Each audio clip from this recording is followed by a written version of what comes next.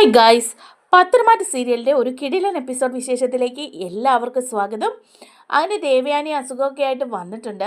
ഇപ്പോഴാണ് അനാമികയ്ക്കൊരു പണിയാണ് കിട്ടിയിരിക്കുന്നത് കേട്ടോ. ദേവയാനിയെ ശുശ്രൂഷിക്കുക എന്നുള്ളത് അനാമികയ്ക്ക് ഒട്ടും പറ്റുന്ന കാര്യമല്ല.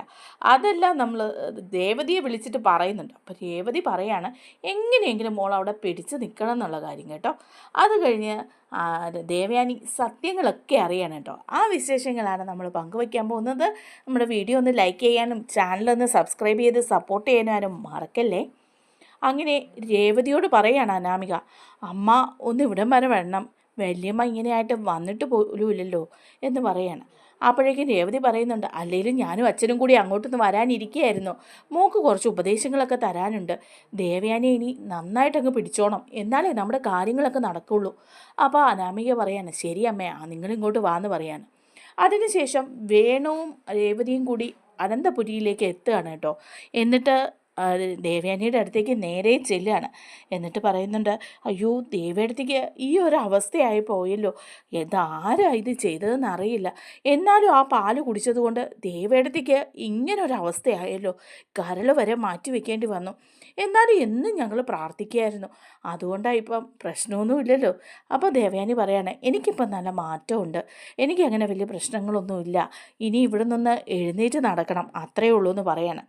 അപ്പോഴേക്കും രേവതി പറയുക, അനാമിക മോൾ എപ്പോഴും പറയും വല്യമ്മയുടെ കാര്യം, ഇപ്പോഴും കൂടി അവൾ പറഞ്ഞു വല്യമ്മയുടെ കാര്യങ്ങളൊക്കെ നോക്കുന്നത് അവളാണെന്ന്.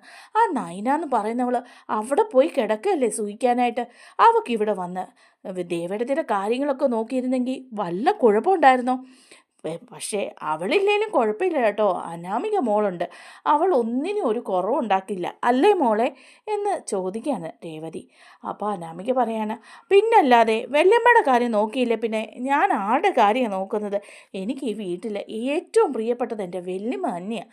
വല്യമ്മയുടെ എല്ലാ കാര്യങ്ങളും സന്തോഷത്തോടു കൂടി തന്നെയാണ് ഞാൻ ചെയ്യുന്നത്. അപ്പോഴേക്കും ദേവയാനി പറയാണ്, അത് പിന്നെ എനിക്കറിയാമല്ലേ മോളെ, നിനക്ക് മാത്രമേ ഇത്രയും സ്നേഹമുള്ളൂ, എല്ലാ കാര്യങ്ങളും കരുതലോടുകൂടി ചെയ്യുന്നത് അനാമിക മോളാ, അല്ലാതെ ജലജിയോ ജാനകിയോ അവർക്ക് പോലും അത്രയൊരു സ്നേഹമില്ല എന്ന് പറയാണ്. അപ്പോൾ വേണു പറയാണ്, അതെ ഞങ്ങൾ അങ്ങനെയാണ് മോളെ വളർത്തിയിരിക്കുന്നത്, എല്ലാവരോടും നല്ല സ്നേഹത്തോടെ പെരുമാറാനുള്ള ഒരു രീതി തന്നെയാണ് ഞങ്ങൾ മോളെ വളർത്തിക്കൊണ്ട് വന്നിരിക്കുന്നതെന്നൊക്കെ പറയാണ് കേട്ടോ. അപ്പോഴേക്കും ദേവയാനി വീണ്ടും പറയാണ് കേട്ടോ കരൾ തന്ന ആ കുട്ടിയെക്കുറിച്ച്. എന്നിട്ട് രേവതിയോട് പറയാണ്, ഏതാണ് ആ കുട്ടി? അനാമിക മോളെ പോലെ തന്നെ നല്ല മനസ്സുള്ള നല്ല സ്നേഹമുള്ള ഒരു കുട്ടി, ആ കുട്ടിയാണ് എനിക്ക് കരൾ തന്നത്. അവളെ ഒന്ന് കാണാനോ ഒന്ന് അവൾക്ക് എന്തെങ്കിലും ഒരു സമ്മാനം കൊടുക്കാനോ ഒന്നും എനിക്ക് പറ്റിയില്ല. ആരാണെന്ന് ചോദിച്ചിട്ട് ആദർശം ചേട്ടനും ഒന്നും വ്യക്തമായിട്ടൊരു മറുപടി പറയുന്നുമില്ല. എന്തായാലും ഈ കിടപ്പിൽ നിന്നൊന്ന് എണീറ്റിട്ട് വേണം അവളെ ഒന്ന് പോയി കാണാൻ, അത് ഞാൻ വിചാരിച്ചിരിക്കുന്ന കാര്യമാണ് എന്ന് പറയാം. അപ്പം രേവതി പറയാം, ആ അതൊക്കെ കാണാം ദേവേടത്തി, ഞാനും അത് അനാമിക മോളോട് പറഞ്ഞു, ആ കുട്ടിയെ ഒന്ന് കാണണമെന്ന്.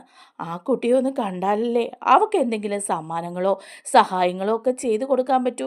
ആ കുട്ടിക്ക് വിദ്യാഭ്യാസത്തിന് എന്തെങ്കിലും പണം വേണമെങ്കിൽ അത് കൊടുക്കാം, അല്ലെങ്കിൽ എവിടെയെങ്കിലും ഒരു ജോലി വാങ്ങിക്കൊടുക്കണമെങ്കിൽ അതും ചെയ്യാം എന്നൊക്കെ ഞാൻ വേണുവേട്ടനോട് പറഞ്ഞു എന്ന് പറയാണ് രേവതി. അപ്പോഴേക്കും ദേവയാനി പറയാണ്, അതെ ആ കുട്ടിക്ക് എന്ത് സഹായം ചെയ്യാൻ ഞങ്ങൾ തയ്യാറാണെന്ന് പറയാം. അപ്പോൾ ദേവയാനിയോട് രേവതിയും പറയാണ്, ഞങ്ങളും അതെ അതിനായിട്ട് കുറേ പണം മുടക്കാൻ ഞങ്ങളും തയ്യാറാണ് അല്ലേ വേണുവേട്ടാ? അപ്പോൾ വേണു പറയാണ്, പിന്നല്ലാതെ ഞങ്ങൾ ആ കുട്ടിയെ ഇങ്ങനെ അന്വേഷിച്ചുകൊണ്ടേ ഇരിക്കുകയല്ലേ സഹായിക്കാൻ എന്നൊക്കെ അവർ പറയാണ്.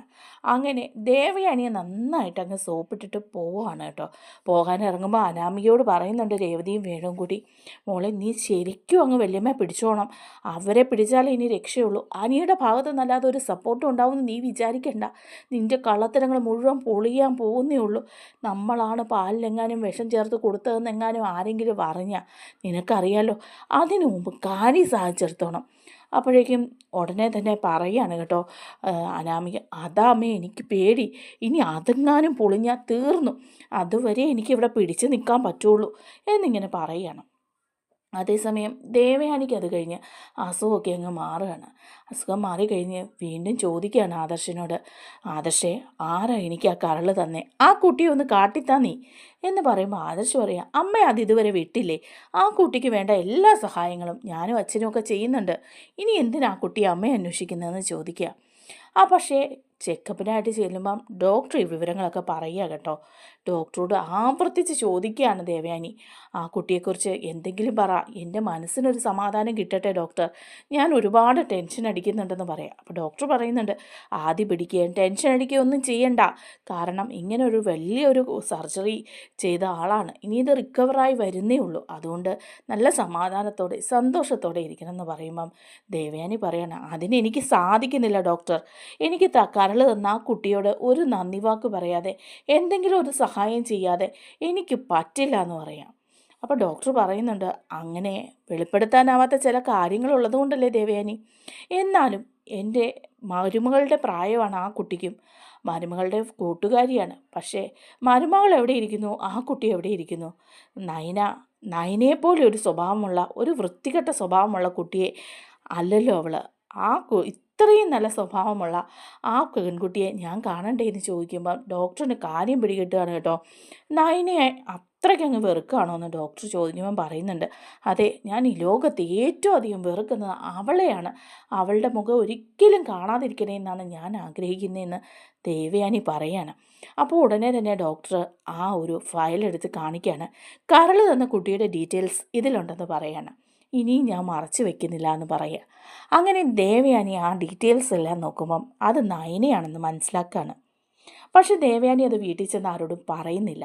ദേവയാനി ആദർശിനോട് പറയുന്നുണ്ട്, മോനെ, നീ ചെന്ന് നയനയെ കൂട്ടിക്കൊണ്ടു വാ, അവൾ കുറേ നാളായില്ലേ അവിടെ നിൽക്കുന്നു. ഇല്ലമ്മേ, അവളിപ്പോൾ വരില്ല, കുറച്ച് ദിവസം കൂടി അവൾ അവിടെ നിന്നോട്ടെ, അമ്മയ്ക്ക് അവളിവിടെ വരുന്നത് ഇഷ്ടമില്ലല്ലോ. അതല്ല മോൾ, നീ പോയി കൂട്ടിക്കൊണ്ടു വാ എന്ന് പറയുക. അപ്പോൾ ആദർശ് വീണ്ടും സമ്മതിക്കാതെ വരികയാണ് കേട്ടോ. അപ്പോൾ ദേവയാനി തന്നെ വണ്ടിയെടുത്ത് പോവുകയാണ്. പോയി നന്ദാവനത്തിൽ നിന്ന് നയനയെ കൂട്ടിക്കൊണ്ട് വരുന്നൊക്കെ ഉണ്ട് കേട്ടോ. എല്ലാ സത്യങ്ങളും ദേവയാനി അറിഞ്ഞിരിക്കുകയാണ്, പക്ഷെ ആരോടും അത് വെളിപ്പെടുത്തിയിട്ടുമില്ല കേട്ടോ, നയനയോട് പോലും. അങ്ങനെ അനന്തപുരിയിൽ നയന എത്തുകയാണ്.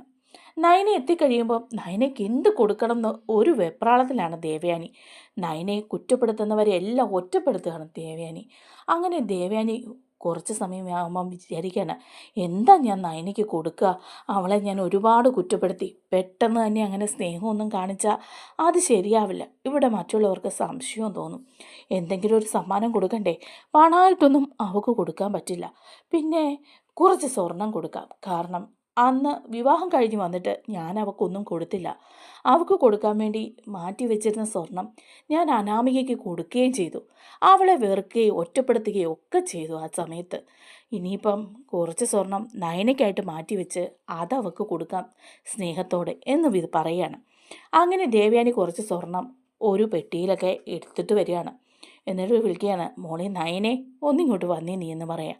അപ്പോൾ നയന ചെല്ലുമ്പം എന്താമേന്ന് ചോദിച്ച് ചെല്ലുമ്പം പറയാണ്, മോളെ ഇത് കുറച്ച് സ്വർണ്ണമാണ്, പാരമ്പര്യമായിട്ട് കൈമാറി കിട്ടിയ കുറേ സ്വർണം, ഇതിൽ കുറച്ചാണ് ഞാൻ അനാമികയ്ക്ക് കൊടുത്തത്, അതിൻ്റെ ബാക്കി ഇരിക്കുന്ന കുറച്ച് സ്വർണ്ണമാണിത്, ഇത് ഞാൻ നിനക്ക് തരട്ടെ എന്ന് ചോദിക്കുമ്പം നയന പറയണം, അയ്യോ അതൊന്നും വേണ്ടമ്മേ, എനിക്ക് ഈ സ്വർണ്ണം എല്ലാം കൂടെ സൂക്ഷിക്കാൻ പറ്റില്ല, മുത്തശ്ശി തന്നത് തന്നെ അധികമായിട്ട് ഇരിക്കുകയാണ്. അപ്പോൾ പറയണം, അതല്ല മോളെ, ഇതെൻ്റെ ഒരു സമാധാനത്തിന്, അന്ന് നിനക്ക് സ്വർണം തരാത്തതിൽ ഇപ്പം ഞാൻ വിഷമിക്കുന്നുണ്ട്, എനിക്ക് നല്ല വിഷമമുണ്ട്, അത് മാറണമെന്നുണ്ടെങ്കിൽ നീ ഇത് വാങ്ങണം എന്ന് പറയാണ്. അപ്പോൾ ഇത് കണ്ടുകൊണ്ട് നിൽക്കുകയാണ് കേട്ടോ അനാമികയും ജലജയും ഒക്കെ, ജാനകിയും എല്ലാവരും. അപ്പോൾ ഉടനെ തന്നെ ജലജ പറയുക, എടത്തി എന്തിനാ ഇപ്പോൾ ഇവൾക്ക് ഈ സ്വർണം കൊടുക്കുന്നത്, അയ്യോ അവൾക്ക് വേണ്ടാന്ന് പറഞ്ഞില്ലേ. അപ്പം ദേവയാനി പറയാണ്, ജലജ നീ മിണ്ടണ്ട, നിൻ്റെ മരുമകൾക്കല്ലല്ലോ ഞാൻ കൊടുക്കുന്നത്, എൻ്റെ മരുമകൾക്കല്ലേ, എൻ്റെ ആദർശമോൻ്റെ ഭാര്യയ്ക്കല്ലേ കൊടുക്കുന്നത്, അവൾക്ക് കൊടുത്തില്ല പിന്നെ ഞാൻ ആർക്ക് കൊടുക്കാനാ. അപ്പോഴേക്കും അനാമികയ്ക്ക് അങ്ങ് ദേഷ്യം വരികയാണ്. അനാമിക പറയാണ്, എന്താ വെല്ലുമേ, വെല്ലുമ ഇപ്പോൾ ഈ സ്വർണം ഇവൾക്ക് എന്തിനാ കൊടുക്കുന്നത്, ഞാനല്ലേ വെല്ലുമ്മയുടെ കാര്യങ്ങളൊക്കെ നോക്കിയത്, വയ്യാതെ ഇരുന്നപ്പം ഇവളെ കണ്ടില്ലല്ലോ, എല്ലാ കാര്യങ്ങളും കഷ്ടപ്പെട്ടു ഞാൻ നോക്കിയിട്ട് ഇപ്പോൾ നന്ദിന്ന് പറയുന്നതില്ല, സ്വർണം ഇവൾക്ക്. അപ്പം ഉടനെ തന്നെ ദേവയാനിക്ക് ദേഷ്യം വരികയാണ്. ദേവയാനി പറയാണ്, അനാമികെ, നിനക്കല്ലേ ഞാൻ കല്യാണം കഴിഞ്ഞ് വന്നപ്പം കുറേ സ്വർണ്ണങ്ങൾ തന്നത്, അതൊക്കെ ഇപ്പോൾ എവിടെ, അതൊന്നും കാണാനില്ലല്ലോ അനാമികെ. അപ്പോൾ നയനയ്ക്ക് ഞാനൊന്നും കൊടുത്തില്ലല്ലോ, ഇപ്പം എൻ്റെ മനസ്സ് പറയുന്നു നയനയ്ക്ക് ഇത് കൊടുക്കണമെന്ന്, ഞാൻ വളരെ സന്തോഷത്തോടെ സ്നേഹത്തോടെ ഞാൻ ഇവക്കിത് കൊടുക്കുന്നതെന്ന് പറയാണ്. അതൊക്കെ കേൾക്കുമ്പം ആകെപ്പാടെ ടെൻഷൻ അടിച്ച് നിൽക്കുകയാണ് കേട്ടോ അനാമിക. നമ്മുടെ വീഡിയോ ഇഷ്ടമായാലോ ഒന്ന് ലൈക്ക് ചെയ്യണേ, ചാനൽ കൂടി ഒന്ന് സബ്സ്ക്രൈബ് ചെയ്ത് സപ്പോർട്ട് ചെയ്യണേ. താങ്ക്